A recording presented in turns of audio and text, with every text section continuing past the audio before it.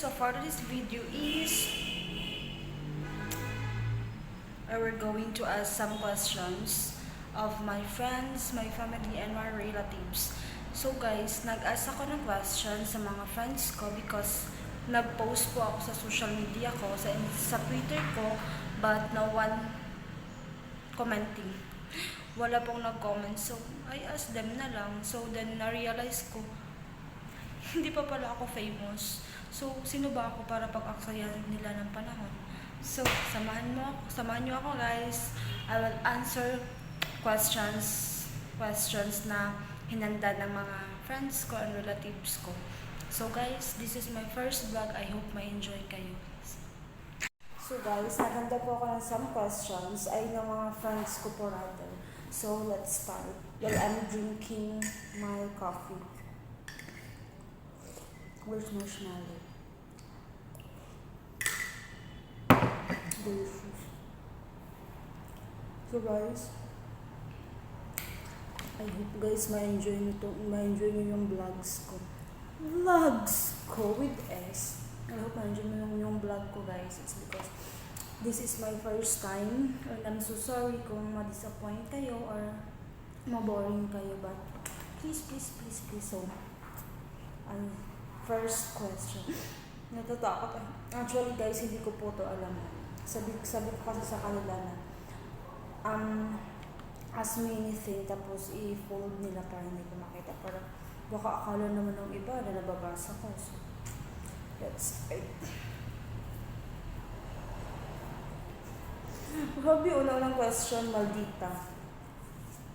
He said, ay hindi mag-focus, but he say, maldita. Maldita ba ako?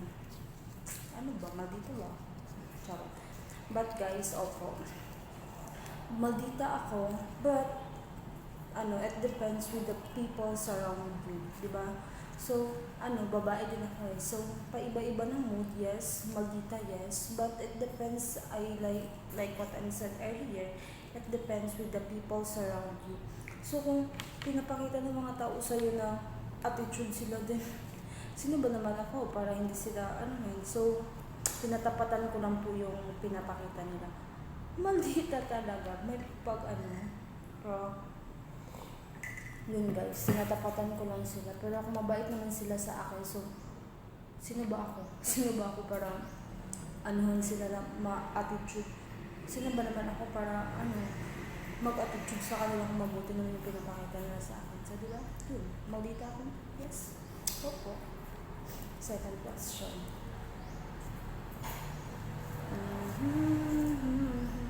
Are you proud of yourself?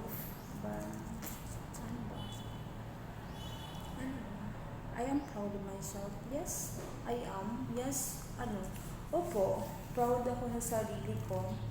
But, not totally 100%. Maybe 50% of myself proud ako. Kasi, may mga bagay pa kasi ako guys na gusto kong makamit. But, never pa siyang na-achieve. So, yun. Siguro, yes, 50% I'm proud of myself. But, I'm still, siguro, proud ako sa sarili ko sa mga bagay na nakaya ko lahat ng mga mahirap, mga challenges sa buhay ko, nakaya ko. So yun.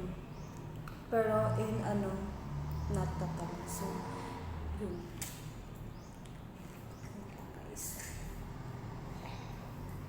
Grabe guys. Alam nyo guys, mahirap pala. Sabi ko sa sarili ko na, I want to explore myself. So, where I am right now, nagpa-vlog.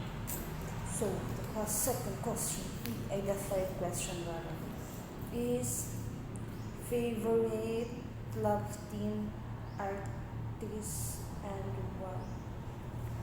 Favorite love team and artist and why? Actually guys,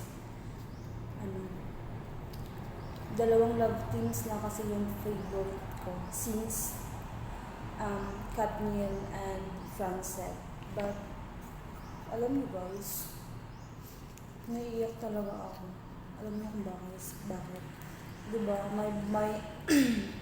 My may, ano diba, may haka-haka diba yung mga showbiz na mga ano-ano na naghiwalay na ang Katniel. Alam mo, grabe, naiyak ako. Sabi ko, ha, bakit ganyan, ganito, bakit ganyan?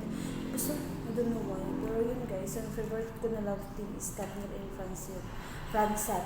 Diba? Ako kasi is, hindi ko din po alam. Basta first favorite ko po is yung Katniel since 2012. Yung since growing up po nila. I don't know kung 2012 ba yung growing up nila or whatsoever. Basta yun din. There's a lot of love teams na hindi ko na sila bet until one time, 2019 is dumating yung Fransat. So doon, mas ako sa kanila ko is mas napagaan yung loob. Napagaan ang loob, daw. Pero yun guys, yung mga favorite ko na love teams, Katniel at saka Fransat. Love na love ko talaga sila. Lalo na yung Star Magic. Summer's Magic. Yun, yung sa Christmas, nila sa Star Magic. Yun, na masaya ako kasi nandun ang Fransat, but nalungkot ako kasi hindi ko nakita ang Katniel. Alam niyo guys, yung time na yun, nasa isip ko, what if naghiwalay na sila kasi hindi ko sila nakita, but sana naman hindi. So move on na tayo guys in our 4 questions. What is your dream place? What's my dream place? Actually is Paris. Gusto ko yung sa Hong Kong. Gusto ko ma-experience yung mga extreme na mga rides. Gusto ko yung siya ma-experience. Tapos Japan. Gusto ko yung mapunta ng South Korea. But alam niyo guys, there's a lot. Marami pa akong gustong puntahan na place. But sabi ko, why not I will explore in the Philippines first before ko mangarap sa ibang bansa. Sabi ko sa sarili ko, hindi nga ako makapunta sa Pilipinas na mga sa ibang bansa pa. Kaya yun, I want to explore here muna sa Philippines before sa ibang bansa. So yun yung mga dream place ko. But dito sa Philippines is yung dream place ko is I want to experience a lot. There's a lot in the Philippines. Gusto ko ma-experience sa Palawan, gusto ko sa Boracay. Basta there's a lot in the Philippines na mag-i-enjoy ka. So yeah, tabla sa Philippines first. Bakit ako kinakabahan sa mga questions?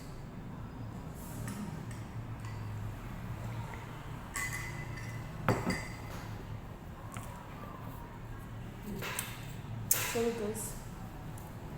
Hindi pa po ako nag-ayos. Mag-work po kasi ako, but mag-video mo lang kasi wala pa naman pong guest. So, pagkatapos ko po mag-video is mag-ayos na po muna kung doon ko. Actually guys, dapat kasi is, I will answer this question tapos nag-ayos ako ng buko. Pero kapangit naman kung nagkakape ako tapos mag-answer ng questions tapos nag-ayos pa ako sama ko sa phone na lang po muna. So, mag-answer muna ako ng question tapos magkape and then pagkatapos is yun. So, ilan na ba ito? 5th question. Ito ang taas. Kung pagbibigyan ka ng pagkakataon nakakita ng favorite artist mo, sino and bakit? Bakit mo itong words yung mga tanong? Ay, charot. Like what I said earlier po is, sila lang po. Fransat at saka Katniel lang po talaga yung dream ko po na makita, promise. Sila lang po talaga yung gusto kong makita, wala na pong iba. Alam niyo guys, yung mga molsyo good nila, yung sa Cebu si Catherine, tapos yung andoon sa Zamboanga ang Fransat, yung ganun good na mga sabi ko, bakit dito sa South Cotabato hindi sila mapunta? Baka naman dito naman. But yun guys, sila po talaga yung gustong ko makita in person. I hope to see you soon guys. Feeling close, but I hope makita ko sila soon. So yun guys, sila lang po talaga yung gusto ko makita. I hope naman, please naman Lord. Sana soon makita ko na po sila. proceed to our next question. Charot.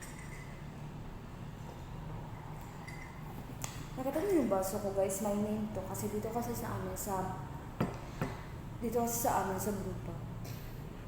Ay, kahit my name naman yung baso ko, hindi na kuha pa naman nila. So, wala na. Nonsense naman kasi. So, the six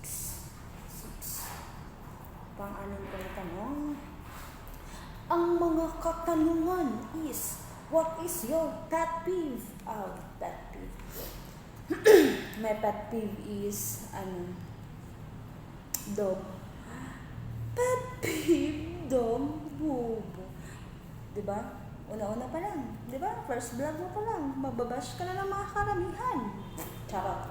But guys, my pet peeve is, ano ba yun? Charot. Hindi pa alam. But, by the way guys, my pet peeve is, ano ba yung mga, ano ba yung nakapaano sa akin? Ito. Ayaw ko yung humihilik. Ayaw ko talaga yan. Tapos, ayaw ko din ng maingay kumain. Yan yung pinaka-ayaw ko sa lahat guys. Hindi ko po kayo inanulat. Yun po kasi yung ayaw ko. Yung maingay kumain, tapos yung humihilik, tapos yung maingay kumain na pag mag-chewy ka ng pagkain, parang basta ang ingay, yun yung pinaka-ayaw ko. Parang naiinis ako. Parang ganun. Pero hindi ko naman po rin na lahat. But maiinis lang po talaga ako sa kasama ko sa bahay. Pag ganyan, yung laway ko tumatalsi. Maiinis lang po kasi ako sa mga kasama ko sa bahay pag ganyan. But hindi po sa ibang tao. Pero yun, ganyan po yung mga pet peeve ko in life. As usual. Maganda lagi ng sulat ng pet peeve ko. So, ano na ba? Pang last na ba? Bakit ba kasi magdaming tanong? Charot. Bata guys. The 7th question is, wala, charot. Ano ba? Organize sa mga bagay-bagay. Kasi guys, hindi kasi ako ma-organize na tao. Yes. Hindi naglag yung sarili. Pero yun guys, hindi naman po kasi totally na organize yung mga gamit ko yung mga gamit ko. Kasi yung mga bags ko, pakita ko sa inyo guys, inside my bag. What's inside my bag pag nasa work po ako, ipapakita ko yan sa inyo para masabi mo kung organize ba talaga ako. So for me, no, I'm not.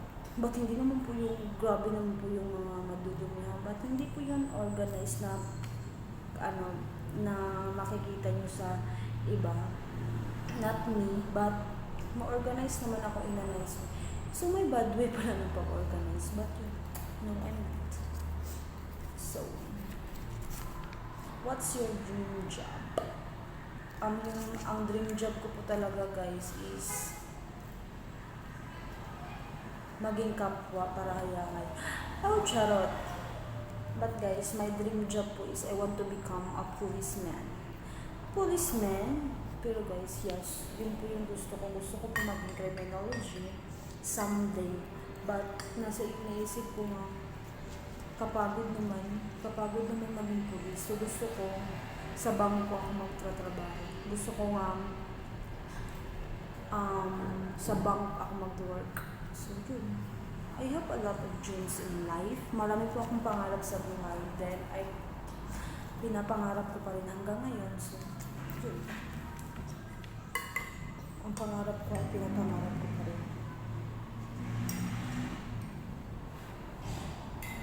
Ito yun guys. Pangalan ko yan para walang magamit ng baso ko, but unfortunately, ginagamit pa rin nila. So, useless yung pangalan ko sa baso. So, the question is, the 9th question is, what? Plastic. Bakit naman ganyan yung tanong? Bakit naman may pa-plastic?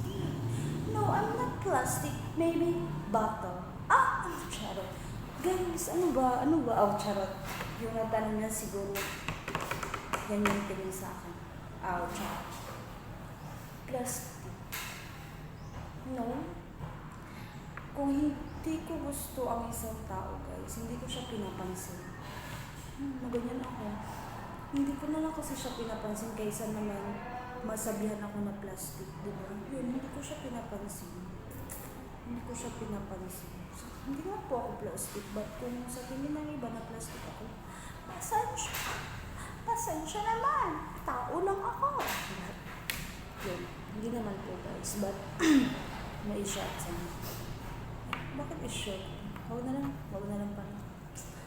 Last question. Nasa exciting part na tayo guys. Dapat pinakadabas ang question ng last. So, the last question is, masaya ka ba sa desisyon mo? Sabi niya, masaya ka ba sa desisyon mo? Ano ito na desisyon? Okay. Maybe ito. Yung ginagawa ko right now. Sabi, masaya ba ako sa desisyon ko na mag-vlog? Actually, ano ba? Bakit pa pangit ang pronunciation ng actually? Actually guys, mixed emotion. Masaya, natatakot, na kinakabahan. Masaya ako, natatakot ako na mabash ng mga tao, natatakot ako na baka walang mag-subscribe sa YouTube ko, natatakot ako na baka walang magmamahal sa akin, natatakot ako na walang manonood ng mga videos ko. Yun, natatakot, kinakabahan din ako sa magiging resulta. But aside of that, masaya ako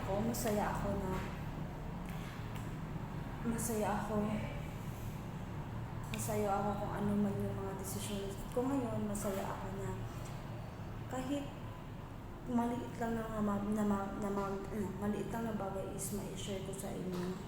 Then masaya din po ako kung wala man po manood ng vlogs ko, kung wala man po mag-like ng mga vlog ko, okay lang po. Masaya po ako kasi masaya ko pong ginagawa tong trabaho ko. So yun, masaya po ako. Then I hope guys na mapasaya ko rin kayo. Yun naman po yung purpose, diba, ng mga vlogging.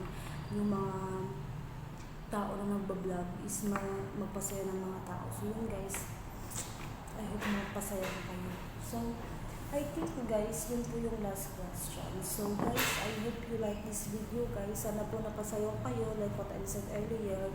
Then kung may mga videos pa kayo na ipapagawa sa akin guys, please comment down below. Then click the notification bell for more update and for more upcoming videos.